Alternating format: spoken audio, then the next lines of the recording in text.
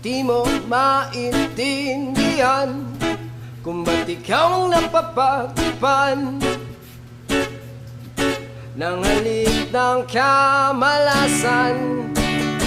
Kinapang mong marahan ng hagdanan para lamang makidlatan sa kaitaas-taasan. Ngunit kaibigan, huwag ka magpapasindak. Kaibigan, easy lang saya. Dahil wala